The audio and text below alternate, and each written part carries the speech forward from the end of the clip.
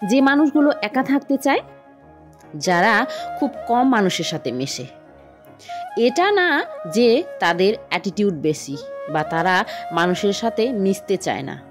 পরিস্থিতি এমন হয়ে গেছে বা মানুষরা তাকে এত ব্যথা দিয়ে দিয়েছে না যে আর কাউকে বিশ্বাস করতে মন চায় না, নিজেকে ছাড়া।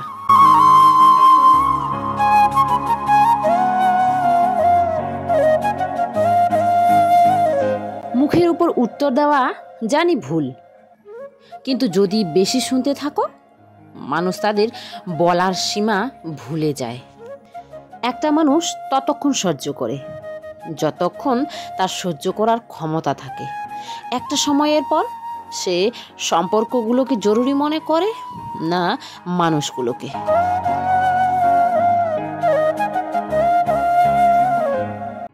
মানুষ বলে শিক্ষিত মেয়েরা পরিবারে অ্যাডজাস্ট করতে পারে না। অ্যাডজাস্ট করা মানে যদি কানে কালা বোবা হয়ে যাও, ভুলটাকেও ঠিক বলো, সারাদিন কটু কথা শুনতে থাকো, মা বাবার জন্য গালি শুনতে থাকো, মনের কথা কাউকে না বলো, চার দেওয়ালের মধ্যে শ্বাস বন্ধ করার মতো জীবনযাপন করা, যদি এটাকেই অ্যাডজাস্ট করা বলা হয়, তাহলে শিক্ষিত কেন? আমি বলবো একটা অশিক্ষিত মেয়েকেও অ্যাডজাস্ট করা উচিত না।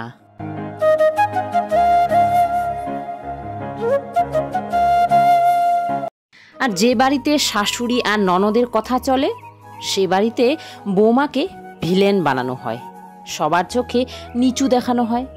কথাটা শুনতে তেতো লাগলেও সত্যি। এটা কেমন নেয়? যখন মেয়ে কাঁদে তখন প্রাণ বেরিয়ে যায়, আর যখন বৌমা কাঁদে তখন আত্মাটাই মরে যায়।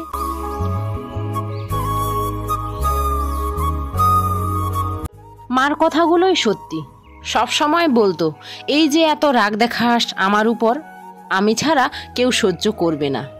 যেদিন আমার থেকে দূরে যাবি সেই দিন বুঝবি। আজকে ঠিকই বুঝি।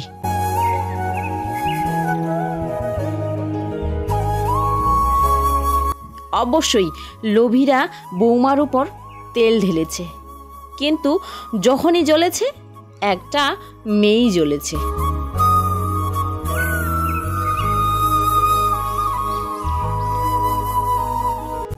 মেয়েরা তো প্রদীপের মতো হয়, যেখানেই থাকবে বাড়িঘর আলোময় করে তোলে।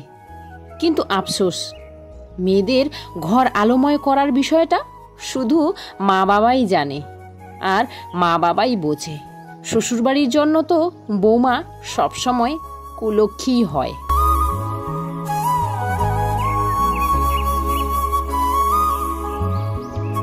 আমাদের মহিলাদের শুধু একটাই গল্প, দিনের আলো চলে যায় স্বামীকে খুশি রাখতে আর শ্বশুরবাড়ির মানুষের সেবা করতে করতে। রাতে চোখ দুটো স্বপ্নও দেখতে পারল না, কারণ রাতের ঘুম উড়ে গেল বাচ্চাদের ঘুম পাড়াতে পাড়াতে। বলে যে জন্মদাতারাও পর করে দিল, জন্মদাতারাও পর করে দিল না, কখনো কেউ আপন মনে করলো শ্বশুর বাড়িতে। তাও আমরা সারাটা জীবন শেষ করে দিলাম বন্ধুরা দুটো বাড়িকে সাজাতে সাজাতে।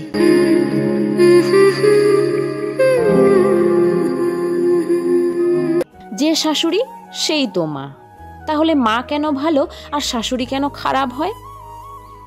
আর যে বৌমা সেই তো মেয়ে, তাহলে মেয়ে কেন ভালো আর বৌমা কেন খারাপ হয়?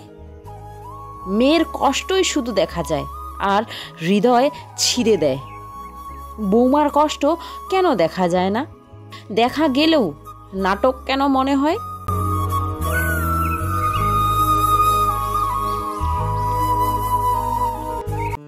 দিদি, তোমার ভিডিওগুলো খুব ভালোবাসি, কারণ কিছু কিছু কথা মিলে যায়, তখন কষ্ট হয়। প্লিজ নেক্সট ভিডিওতে আমার নামটা নিও। তো নামটা তো ওখানে তুমি লিখোনি, কিন্তু তোমার আইডিতে যে নামটা আছে সোমা চৌহান, তো সোমা তোমার নামটা নিলাম, আশা করছি তুমি খুশি হবে। দিদি, তোমার ভিডিও আমাকে খুব ভালো লাগে, রোজ দেখি। আমার মেয়েটাও দেখে। আমার মেয়েটার নাম নিও। আমার মেয়ের নাম মুস্কান খাতুন। আমি মুর্শিদাবাদ থেকে বলছি। আমার বাড়ি ভরতপুর। তো বুনু, তোমার মেয়ের নাম নিয়ে নিলাম। আশা করছি তোমার সাথে সাথে মুস্কানও অনেক খুশি হবে। আর মুস্কানের জন্য রইল আমার তরফ থেকে অনেক আদর আর অনেক ভালোবাসা। দিদি, প্লিজ আমার নামটা নিও। আমি তোমার তপুস ফ্যামিলির ভিডিও দেখতাম। প্লিজ প্লিজ প্লিজ প্লিজ নামটা নিও। তো বুনু, এতবার প্লিজ বলার কোনো প্রয়োজন নেই। তুমি শুধু যদি একবার আমাকে তোমার নামটা নিতে বলতে, আমি তাই নিয়ে নিতাম। তো তোমাকে অনেক অনেক ভালোবাসা আমার ভিডিও দেখার জন্য। আর তুমিও তোমার নামটা বলনি, কিন্তু আইডিতে তোমার নাম আছে পারুল দেব শর্মা। তো পারুল বুনু, আশা করছি তুমি খুশি হবে। আর এত পুরনো বন্ধু তুমি আমার, তো তোমার নাম আরও না নিয়ে পারি বলো? নতুন বন্ধু পুরনো বন্ধু সবার আমি নাম নেব, শুধু একবার কমেন্টে জানিয়ে দিও। তো অনেক কাজ গুছিয়ে নিলাম বন্ধুরা, on camera off camera. On camera তো অল্প কিছুই শেয়ার করেছি, অফ ক্যামেরায় অনেক কাজ করেছি। তো হাঁপিয়ে গেছি। এখন একটু দুপুরবেলা এই যে দুবার স্নান হয়ে গেল আমার, সকালে একবার হয়ে গেছিলো, এখন স্নান করে এখন রেস্ট করব। তারপরে দেখো বিকালবেলা কে এসেছে আমাদের বাড়ি, আমার এক ননদ এসেছে। তো এরা আমাদের জানায়নি আসবে, যে সারপ্রাইজ দিয়ে দিয়েছে। আর এই যে দেখো ওরা আসলো বিকেলবেলা, একটু পরেই আর কি, আধ ঘন্টা পরেই চলে এলো পুরো বৃষ্টি। তো বৃষ্টিটা এসে খুব ভালোই হলো, কারণ দিনের বেলা এত গরম আর এত রোদও ছিল না, তো এখন সন্ধ্যাবেলা থাকাই যাচ্ছিল না। তো বৃষ্টিটার পর একটু ঠান্ডাটা নামলো আর কি, ভালো লাগছে এখন। ওই যে সকালবেলা দেখলে তোমাদের বাজার একদমই ছিল না বাড়িতে, যেহেতু আমরা ছিলাম না তেমনভাবে, এরা বাজার করেওনি। মানে রান্না করবে এটাকে, এত কিছু বাজার করলে, তাই এই যে করেওনি। এখন এই যে দেখো শ্বশুর বাবা চা খেয়ে আসে গেছিলো ডাঙ্গাপাড়া, তো এখন শুধু ননদ আর আমার বরের জন্য চা করে নিলাম। বাসি চা দুধটা ছিল তো হাঁড়িতে, সেটাতেই করলাম, তাই হাঁড়িটাতেই করলাম। আর সবজি সব গুছিয়ে নিলাম, এখন করব রান্না বান্না শুরু।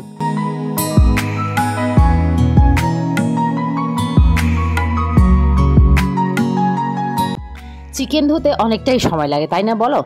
এক তো ওই যে এক্সট্রা কি মাংসগুলো থাকে কেমন, ওগুলো তো থাকলে আমার একদমই ভালো লাগে না, ওগুলো ফেলে দেই। তার উপরে কেমন যেন কাটে, যে কেমন একটা পিছলা পিছলা টাইপের কি যেমন থাকে একটা ওদের গায়ে, ওটার সাথে কাঠের টুকরোগুলো মিক্স করে থাকে। তো সেগুলো ঝরাতে অনেকটা সময় লেগে গেল। তো সেটা ধুয়ে তারপরে চলে এলাম ভাতের হাঁড়ি নিয়ে এখানে উনুন পাড়ে আর কি।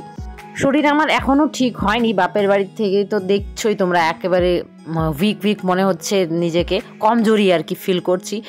তবুও আর কি, আর জানোই তো সংসারের কাজ, হাজারো শরীর অসুস্থ যাই থাক না কেন করতে হবেই, যেহেতু বাচ্চা আছে। তো তার মধ্যে চলে এলো আবার আমার ননদ। এখন তো আবার কোনো কাজ না করলে কোনো উপায় নেই, করতে হবেই, তোমার শরীর চলুক আর না চলুক, তাই কি না বলো? আর অনেকেই তোমরা এখনও আমাকে কমেন্ট করে চলেছো, দিদি তুমি, আর যেহেতু আমাকে 2-3 বছর আগেও তোমরা দেখেছো, তো বলছো দিদি তুমি অনেকটাই রোগা হয়ে গেছো, তোমার শরীরটা কেমন হয়ে গেছে। তো কি করব বলো, এত চাপে শরীর আমার ঠিক হচ্ছেই না। জানি না কোন দিন ঠিক হবে, ঈশ্বর ভরসা এখন, উনি যখন চাইবে তখন আর হবে আর কি। তো আজকে বড় কড়াইটা ধুয়ে নিলাম, যদিও এই কড়াইয়ে একদমই রান্না করি না, শুধু ভাতের মাঠটাই ছাকি। কিন্তু যখন এই যে আসে আমাদের বাড়ি কেউ বলতে আমার ননদরাই আসে, আর আসার মতো তেমন কেউই নাই, তো তখনই আর কি লাগে এই বড় হাঁড়ি বড় কড়াই এগুলো, আর বাড়িতে যদি অনুষ্ঠান হয় তখন।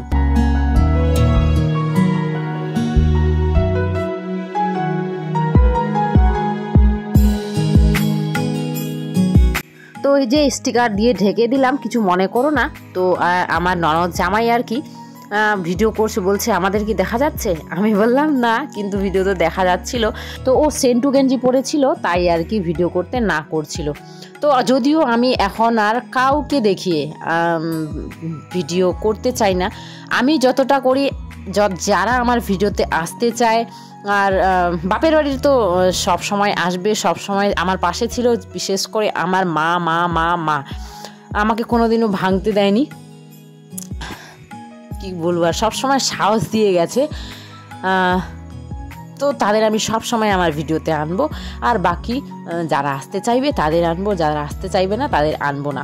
তো তেমনও ও যদিও মানা করেনি, ও বলছে আমি সেন্টু গেঞ্জি পরেছিলাম, আর ও বলছে নাকি ওর স্কুলের কোন মিস ভিডিও দেখে নাকি বলে, ওর মেয়ের আর কি, সরি ওর স্কুলের বলছি, তো তাই আর কি ঢেকে দিলাম। আর অন্য সময়ে অনেক ভিডিওতে দেখিয়েছি, আরও দেখাবো। তো তবু আর কি অনেক কথা শুনেছি অনেক মানুষের কাছে, তো তাই একটু মনটা ভেঙেই গেল। যখন এরকম ভিডিও করতে কেউ মানা করে তখন সত্যি বলতে মনটা এত ভেঙে যায়, মানে কি বলবো আর বলে বোঝাতে পারবো না তোমাদের। বরমশাই আমার এখানে ভিডিও করে দিচ্ছিল, দেখো না আমি ওর দিকে কেমন করে তাকাচ্ছিলাম।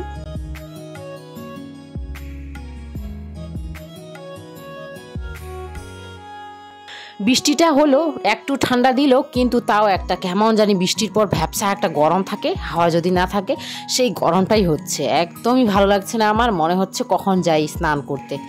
তো সবাইকে খাইয়ে দাইয়ে তারপরেই স্নানটা সারবো।